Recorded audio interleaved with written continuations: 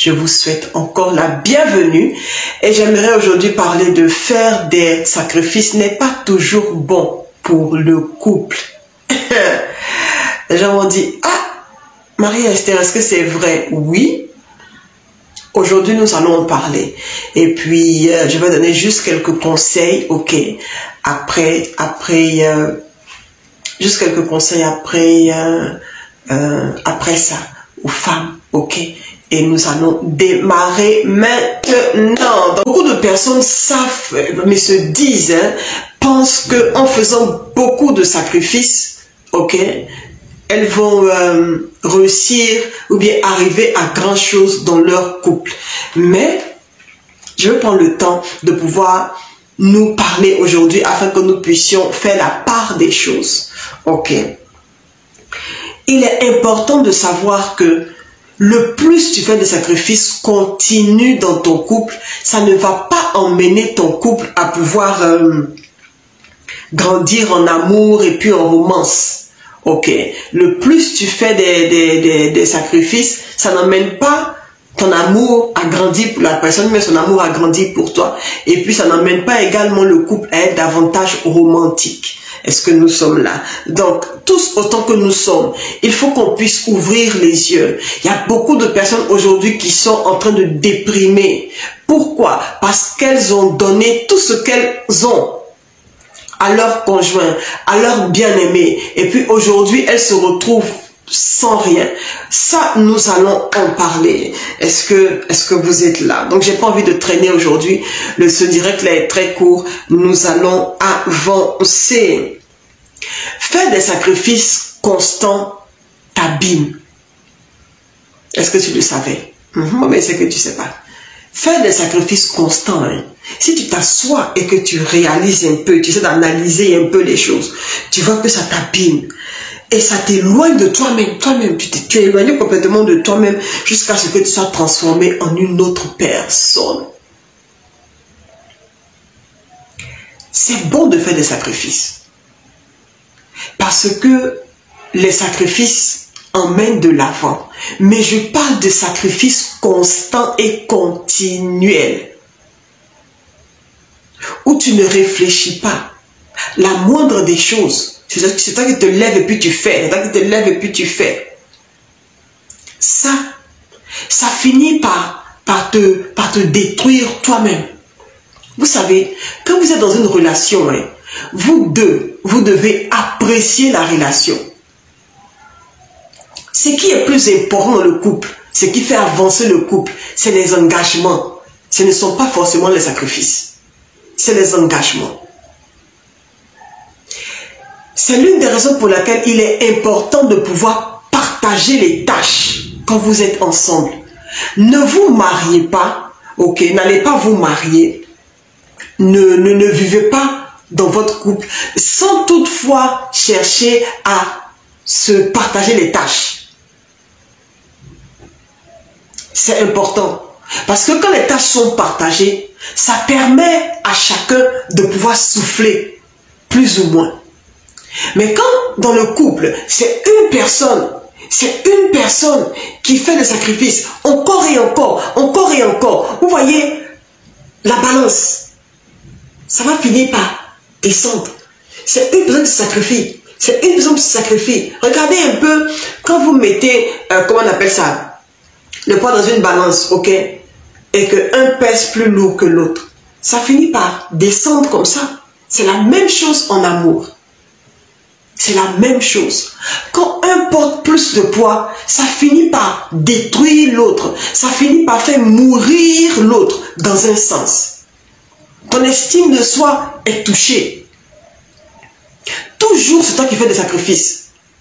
Et laissez-moi vous dire qu'à force de faire des sacrifices, vous pensez montrer votre amour à l'autre, vous pensez faire avancer les choses, mais vous allez voir que la personne pour qui vous vous sacrifiez constamment, cette personne ne valorise pas vraiment votre sacrifice. Parce que c'est vous seul qui savez ce que vous payez, ce que vous sacrifiez, ce que vous souffrez pour en arriver là. Mais l'autre ne voit pas trop. Je prends un exemple simple. Dans le couple, quand vous êtes marié, ok, il y a toujours une personne qui se sacrifie. Moi, je connais par exemple un couple, ok? Le monsieur ne se fatigue pas beaucoup.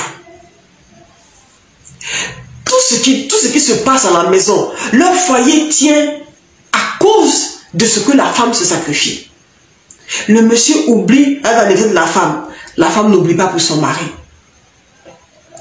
Elle fait tout, même quand le monsieur n'arrive pas à envoyer, à donner de l'argent pour que sur la table, il y ait à manger. La dame pourquoi? Elle a couvert son mari. Quand elle a découvert que l'argent que le monsieur dit qu'il n'a pas à la maison, et il ne donne pas un peu la nourriture, le monsieur a des copines dehors. Ou les copines appellent pour avoir l'argent pour faire leurs cheveux, il envoie. Ou il y a d'autres besoins qu'elles ont, il envoie. Quand la femme a découvert ça, elle a commencé à se rendre compte que, écoute, je n'ai pas d'épargne, je n'ai pas de nouveaux habits, parce que tout le salaire que j'ai, je peux m'occuper de la maison, je peux payer les charges et tout ça, et je paie mon transport et tout ça. Quand elle a commencé à se rendre compte de la foutaise de son mari, le foyer a commencé à détériorer, jusqu'à ce qu'ils soient sur le point de divorcer. Vous allez me dire que la femme n'aurait pas dû se sacrifier, mais pour elle, c'était une bonne chose de se sacrifier, parce que ça allait faire avancer son foyer. Ça allait mettre la chose stable. Mais elle a eu tort. Vous savez les femmes, je veux m'arrêter pour nous parler. Quand nous sommes dans une relation, que nous soyons mariés ou pas, ayons nos limites et ayons nos engagements. Il y a des sacrifices qui ne sont pas nécessaires. Il y a des sacrifices qui ne sont pas nécessaires. Par exemple, l'homme dit qu'il n'a pas l'argent.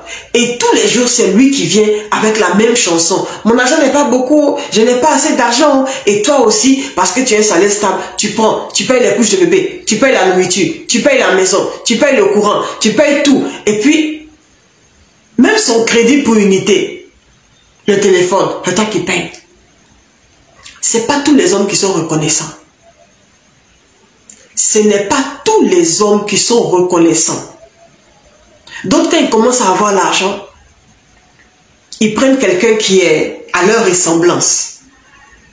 Parce que tu as vu, tu t'es tellement sacrifié, tu as oublié que tu devais prendre soin de toi. Voici un danger du sacrifice continu.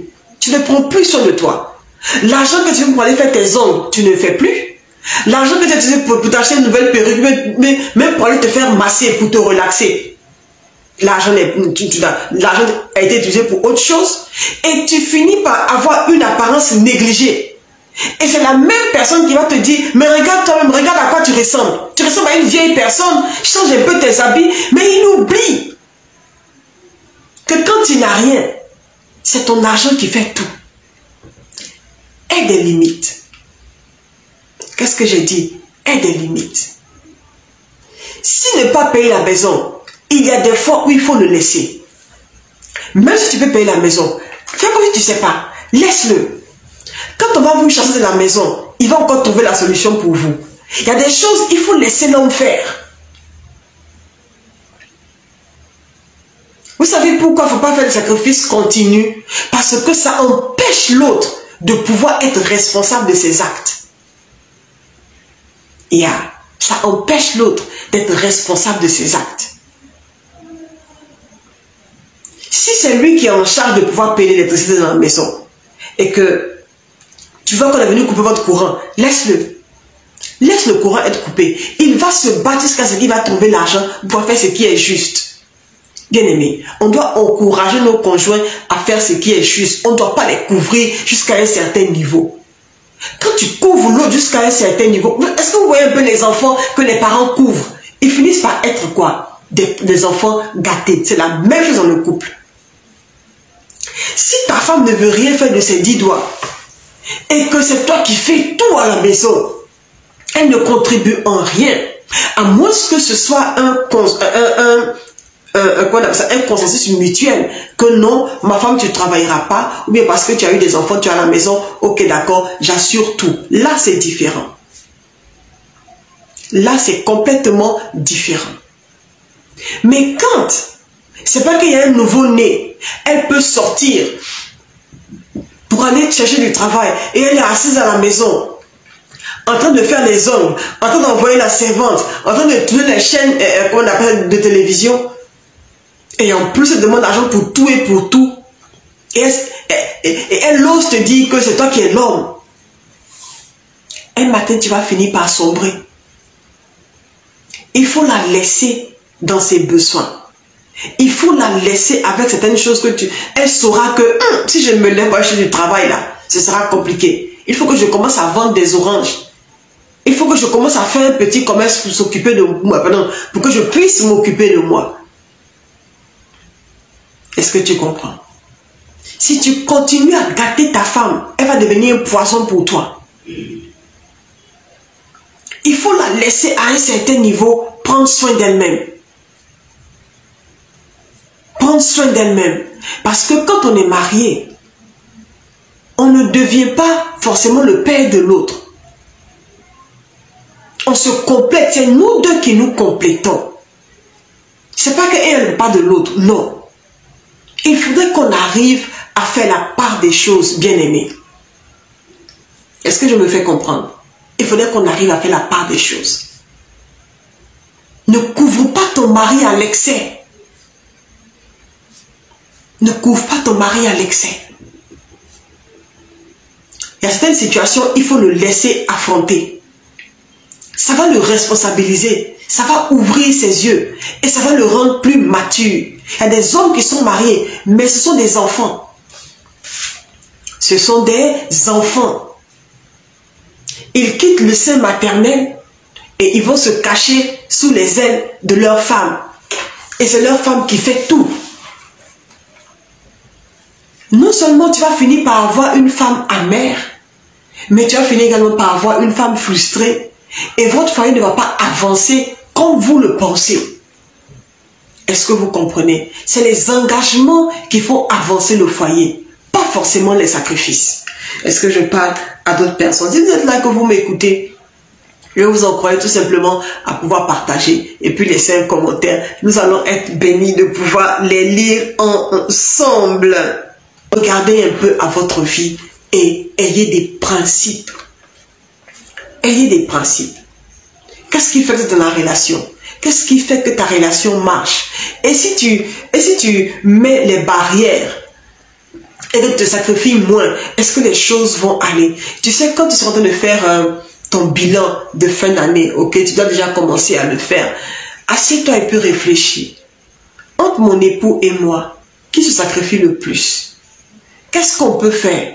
Ou bien, qu'est-ce que je peux faire pour permettre à l'autre de pouvoir souffler un peu? Ne soyons pas égoïstes. Dans une relation, c'est les deux mains qui se lavent. Ne soyons pas égoïstes. Ne voulons pas que ce soit seulement une seule personne qui dépense. La personne va finir par être fatiguée de toi. Même si la personne t'a mis la bague au doigt.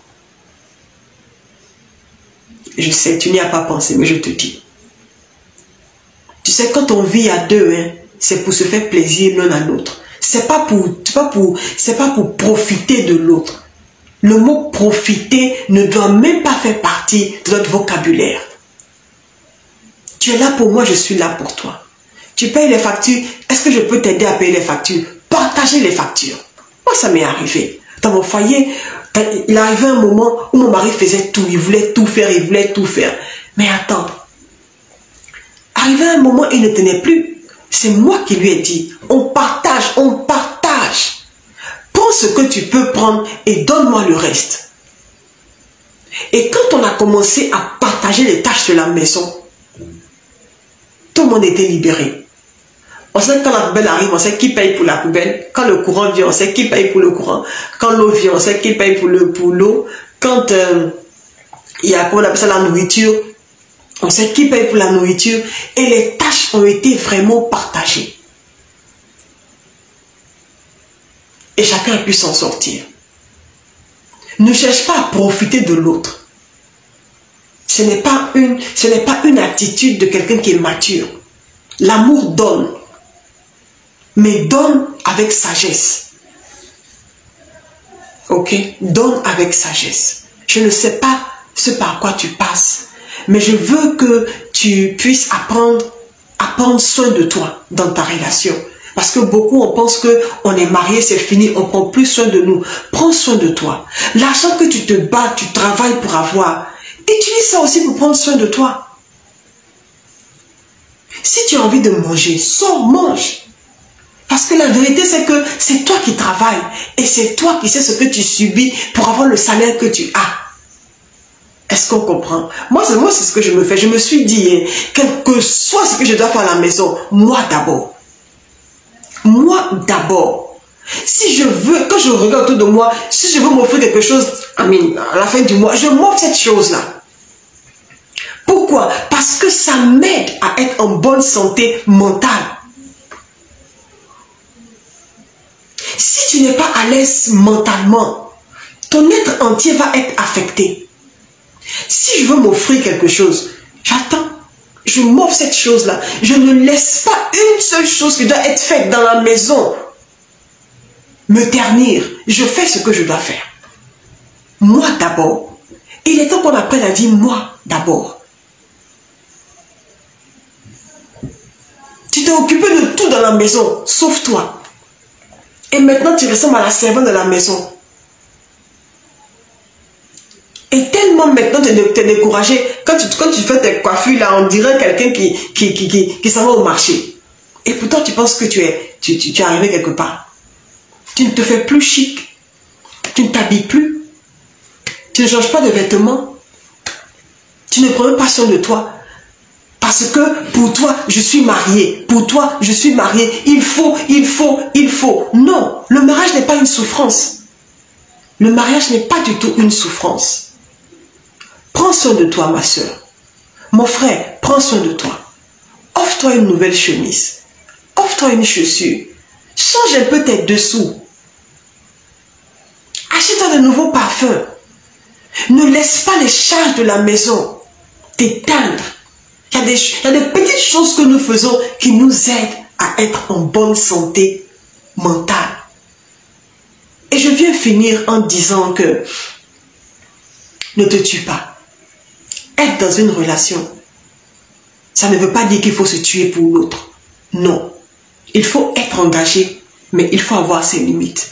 Pourquoi? Afin que l'autre également puisse apprendre à grandir, puisse se battre pour devenir mature et soit responsable. Je ne vais pas prendre beaucoup de temps aujourd'hui, c'est juste pour vous dire que prenez soin de vous et ne laissez pas votre relation vous noyer. Ne laissez pas votre mariage vous éteindre. Ne laissez pas ce qui se passe dans votre foyer vous détruire complètement. Je veux finir en encourageant quelqu'un aujourd'hui, alors que je préparais aujourd'hui le live là, je ressentais dans mon cœur le fort désir de pouvoir encourager une sœur et lui dire, ne te suicide pas. Je sais quand tu regardes autour de toi, tu te dis, ah, est-ce que c'est ça ma vie? Je voulais me marier, je me suis mariée, je voulais des enfants, j'ai des enfants. Maintenant, c'est ça la vie. Maintenant, tu vois tout comme monotone. Tu vois tes bénédictions comme maintenant, comme quelque chose qui te fatigue. Bien aimé, l'une des choses pour être un adulte mature, c'est d'accepter la routine de la vie. Et notre vie sur la terre est une routine. Les enfants, tu vas les voir tous les jours. Tu vas toujours les crier dessus. Tu vas toujours les laver. Tu vas toujours... C'est une routine continue. Mais dans cette routine-là, Dieu trouve l'opportunité de nous rendre matures, de permettre que nous puissions grandir. Il permet le succès. Il permet également l'échec, afin que nous puissions davantage être comme Christ. Ne te suicide pas. Ne regarde pas ton mari comme étant la source de tes problèmes. Non. Beaucoup d'entre nous, nous sommes mariés, mais à l'intérieur de nous, nous sommes toujours des petites filles. Au stade où tu en es, personne ne va te laver. Au stade où tu en es, personne ne va venir gérer ta vie pour toi. Demande la grâce de Dieu.